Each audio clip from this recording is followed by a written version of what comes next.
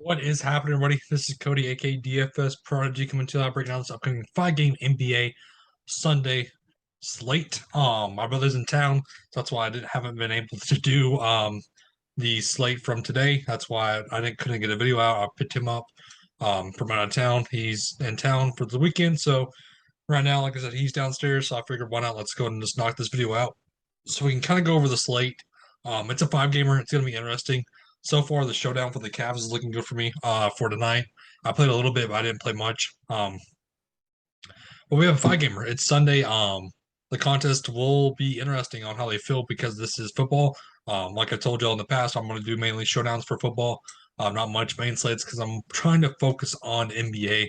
But we have 50K to first for it's a 200K fadeaway.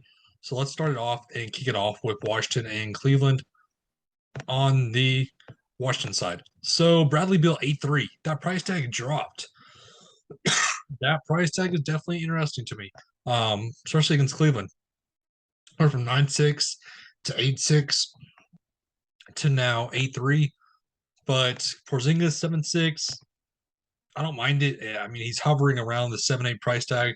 The matchup is in his favor. Kyle Kuzma 6'8", not really on my radar. Monty Morris 5,000, not really getting to him. Not really getting to Will Barton too much. 17, 25 minutes, not really something I wanted to see. Denny Avidia at 3.9. If he starts again, I will get to him. But if he doesn't start, I'm off of him. But I'm not really liking much of this Washington team. On the Cleveland side, like I said, the big news is Darius Garland. There's a possibility it could extend to the weekend, so we need to keep an eye out on that. Because Donovan Mitchell is a great play at 8-6. That's too cheap in this matchup. He's going to smash this matchup. I like me some Karis LeVert at 5'8". That's too cheap also. Chetty Osman 4-3 is too cheap. This team's playing right now, and I love it. Like I said, the showdown's been going well for me right now. Jarrett Allen 6'6", too cheap, way too cheap. Evan Mobley 6,000. I like this Cavs team. I'm not going to get to Okoro. We know how it goes with Okoro based on last season. But I'm liking a lot of this Cleveland team. This is going to be a team that I target heavily. Utah, I'm in the Pelicans. Jordan Clarkson 6'4". What? When would we ever see the Jazz team with Jordan Clarkson as the highest priced player? Is my question. But he's looked good. He's running this team. Laurie Marketing 6'3". The matchup isn't really in his favor, but I get it. He's seeing great minutes. The offense is flowing through him. Mike Conley 6'2", no thank you.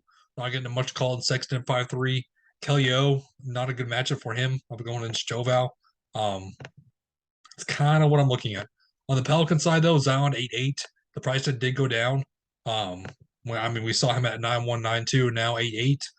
This is a good matchup. I won't lie, this is a good matchup, but I'd rather go elsewhere. Brandon Ingram, looked good the past 2 games. Looked really good the past 2 games.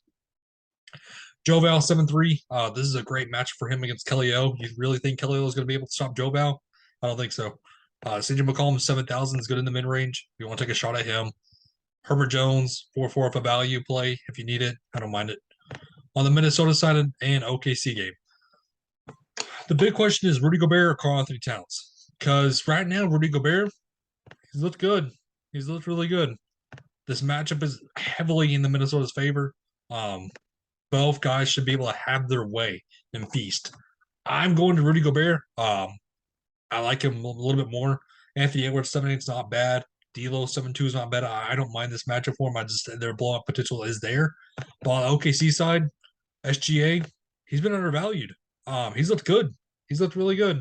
Not gonna lie. 57. He can do it again.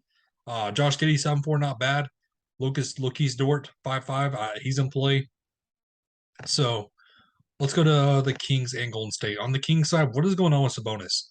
They're playing tonight, so I want to kind of keep this kind of simple because we don't know just yet what to expect. But D-Fox 85, don't mind that. Keegan Murray should have no minutes limit at 5'4". If he plays good minutes tonight, I'm going to be really on him. But on the Golden State side, Steph Curry 9'9". I mean, if you fade Steph Curry, you fade him. If you don't, you don't. It's give or take with Steph Curry. Andrew Wiggins 6'7" looked good. Klay Thompson, it's been okay. It's been okay. Jordan Poole 5'9", thank you. Draymond Green 5'9" is way too cheap. I'm not getting the rest of the bench guys. On the Phoenix and Clippers, on the Phoenix side, Devin Booker 9-1. Too cheap for Devin Booker. I like the spot for him. I think this is a great spot for him. Chris Paul under 7K is in play. DeAndre Ayton should have a matchup of his life in this game. Mikal Bridges is 5'6", not bad in the mid range. Let's go to the Clippers though. The big news is Kawhi and John Wall. They should. Saturday's game.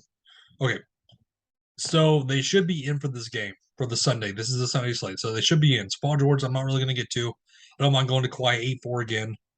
I'm going to X out Reggie Jackson. I'm going to X out Zubac. John Wall at 5-1's not bad. And then I'll get this some Marcus Morris at 4-8. But that kind of wraps up the slate for us, as though I'm really focusing on the Cleveland game, or the Cleveland side of this game. I really like the Minnesota side. And I'll get to some Utah. If I get it to some of the Warriors, I do. And then I'll get to some of the late game, depending on how I late swap. But that wraps up the slate process, though. Thank you for tuning in. It was a great, safe rest of the night. Have a good one, everybody.